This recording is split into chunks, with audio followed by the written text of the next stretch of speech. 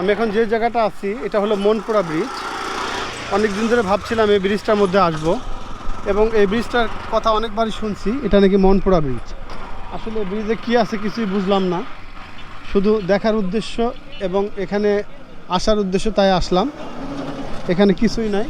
এই হলো মনপুরা ব্রিজ, ঠিক এইভাবে চলে গেছে এদিক দিয়ে গ্রামের ভিতরে। আর কাকা এদিকে গ্রামের ভিতরে কোন দিকে গেছে এই রাস্তাটা?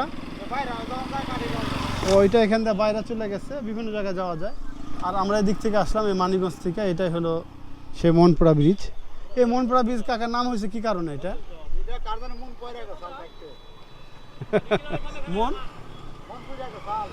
মন পুরে গেছাল।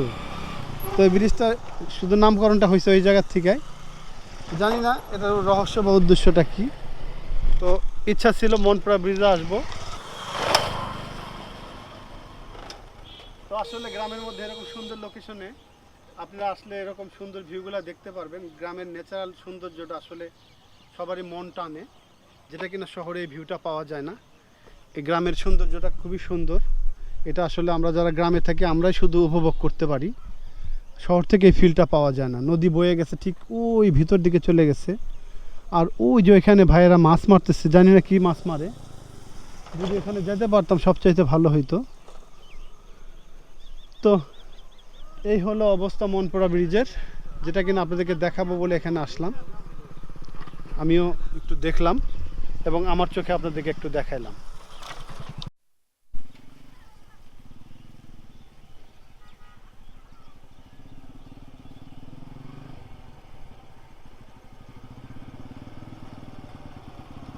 অনেক কষ্ট করে মনপুরা ব্রিজের নিচে নামছি, ওই শুধুমাত্র মাছ মারা দেখবো বলে যাচ্ছি।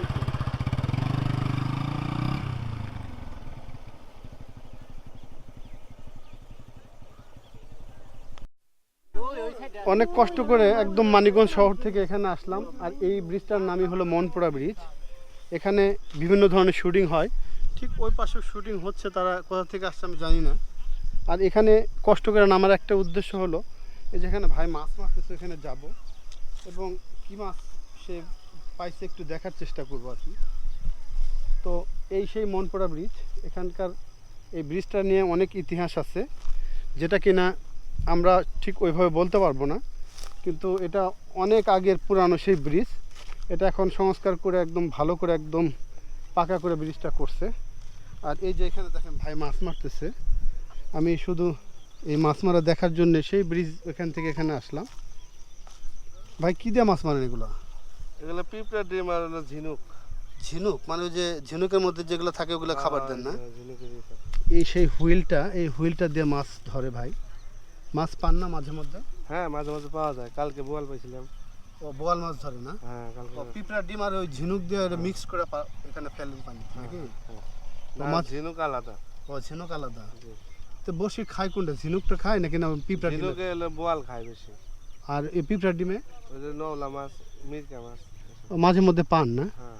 আসলে পানি ওইরকম আগের মতো নাই দেখে একটু ঝামেলা হচ্ছে, তাই না? হ্যাঁ। এই নদীতে একটা সময় খেয়া পারাপার হইতো, এখন কালের বিবর্তনে নদীটা একদম অনেকটা পূরণ হয়ে গেছে, যার কারণে সে আগের ভাবটা এখন আর নাই। তো এখানে ভাইরা, এলাকার ভাইরা মাঝে মধ্যে আসে মাছ টাছ মারে। অনেক সময় বিভিন্ন ধরনের মাছ তারা পায়, আবার অনেক সময় পায় না। এখানে হতাশ হওয়ার কিছু না, মাছ মারাটা একটা শখের বিষয়। শখ করে ভাইরা এখানে আসে মাছ মারে। আর আমি ওইখান থেকে সেই ব্রিজের উপর থেকে, ওই যে ব্রিজ ওখান থেকে দেখলাম, দেখে নিচে নামে আসছি যে কী মাছ মারে একটু দেখার জন্যে। তো এভাবে নদী বয়ে চলে গ্রামের মধ্যে। শহর থেকে গ্রামে যারা আসে তাদের কিন্তু ভালো লাগে। আমরা যারা শহরে থাকি আমরা কিন্তু সবসময় গ্রামটাকে মিস করি। তো যার কারণে আপনারা সময় সুযোগ পাইলে এরকম শহর থেকে গ্রামে আসবেন, দেখবেন আপনাদেরও খুবই ভালো লাগবে। এটা একেবারেই পুরো একটা বিশাল বড় একটা মানে বিস্তীর্ণ এলাকা জুড়ে ফসলি জমি, যেখানে চাষাবাদ হয়। সম্ভবত এগুলোর মধ্যে কি বলছে আমি জানি না, এরকম আইল করে। তো এখন সামনে সর্ষার সিজন, সর্ষা বনে আর কি। তো এই হলো আজকের ভিডিও। তো আপনাদের কাছে আমার একটা রিকোয়েস্ট থাকবে, অবশ্যই আমার চ্যানেলটাকে আপনারা সাবস্ক্রাইব করবেন, এবং সবসময় আপনাদের মাঝে সুন্দর সুন্দর ভিউ তুলে ধরার চেষ্টা করি। আমাদের চেষ্টা সবসময় অব্যাহত থাকবে। আপনারা শুধু আমাদেরকে একটু সাপোর্ট করবেন। আর প্লিজ একটাই শেষ রিকোয়েস্ট থাকবে, আমার চ্যানেলটাকে আপনারা সাবস্ক্রাইব করে দিবেন। তো সে পর্যন্ত সবাই ভালো থাকেন। আল্লাহ হাফেজ।